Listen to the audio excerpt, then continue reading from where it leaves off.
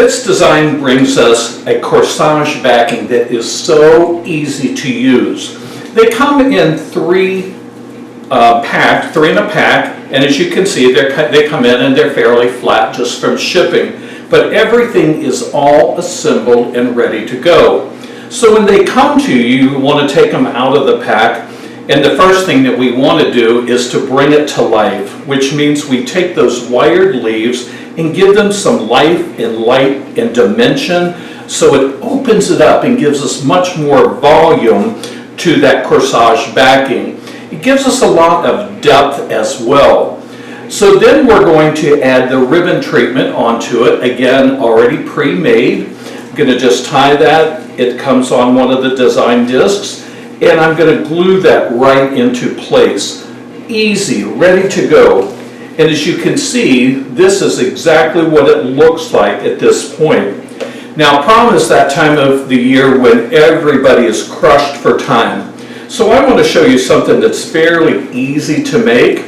So I'm going to begin and do some alstroemeria. Now we're going to use an adhesive glue, which helps us along. And if you're not familiar with using the liquid floral adhesive, I'll give you some tips, and you'll see just how simple it really is to make this happen. All right, so I'm going to lay out my components here, and as you'll notice, it's a combination of interesting forms, and the form means the shape of the component of whatever it is that I'm using.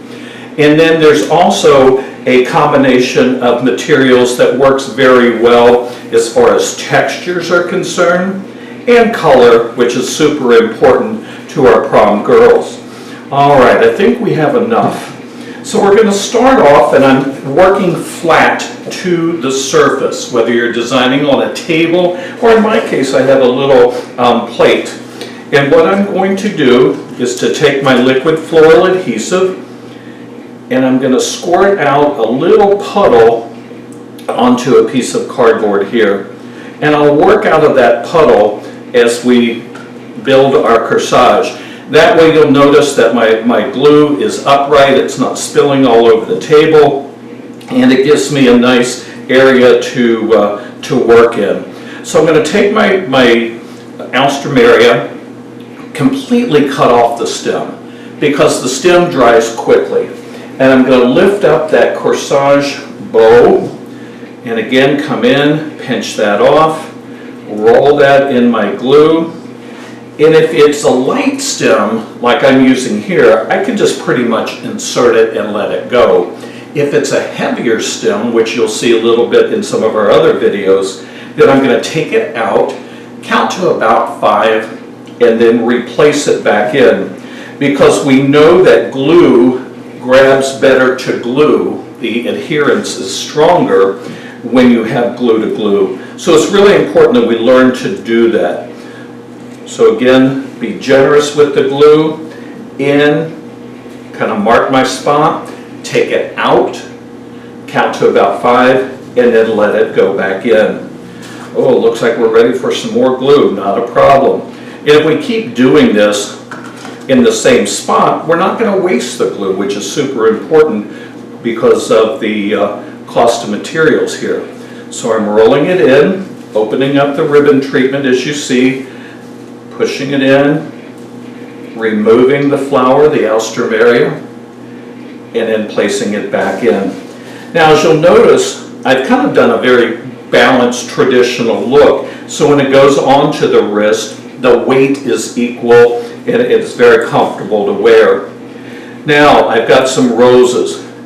When I use glue in roses, the spray roses, I'm going to pinch off the sepals, which is the little green part right here, and also bring the stem completely off right down to the calyx.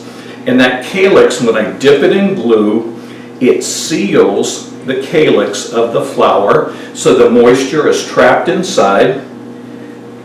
And again, going to place that in, roll that, be generous, not sloppy, but generous. You'll see when you start making these, there's a difference. Sepals off, because I don't want that glue to grab on those sepals. It will just be loose and floppy in your composition. So I'm going to add those spray roses in. And again, I'm building from the outside in and mimicking that rolling bow. So my corsage is dimensional. Now I've got these beautiful, one beautiful freesia that I'm going to add in. A little bit more glue. I'm going to pinch the larger blooms off. Roll it in the glue. Place that into the bow again. That bow really works to our favor.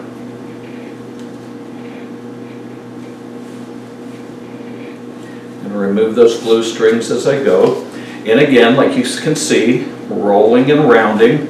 And you know, that's part of the flower right there. I think it adds a lot of interest and just detail. So we're going to place that in as well. Then I've got some hypericum berries, and again, it's the berry that I'm looking for, not the stem. The stem dries out. So I'm going to place those in, and because I don't want it to look polka dotted, I'm going to place those berries, those hypericum berries, in little groups, like 2 or 3 in an area. So there's some, none, some, none. So your eye is going to travel on those little berries, and that lime green will catch the attention. But like I said, it's not going to be polka dotted because I don't want it to be dot, dot, dot, dot, dot all the way around with hypericum berry. So place those in.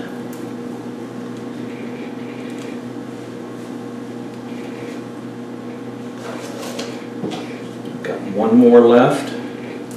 And prior to doing my assemblage on this, I would make sure that everything is counted out so I know exactly how much money that I'm putting into this. It's not a guessing or, yeah, it looks like we need one more.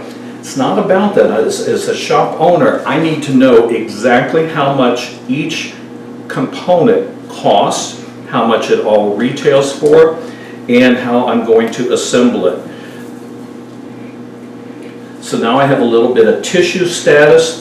And that's just for texture. And texture is something, the way something looks or feels. And if we don't put some textural material in there, it gets kind of soft and you know, not that soft is a bad thing, but it just doesn't look as interesting, visually interesting, without the texture in it. So that little bit of pink tissue status, placing in. And here I don't mind going here, you know, kind of like what we talked about earlier, a little bit of more spot and dot, because it does have a lacy texture, and it does take your eye all the way through the composition. And remember that this is all built, when you see it backwards on here, it's all built into and glued into the bow. And that's why it's so important to make sure that we have that bow in place, something to grab onto.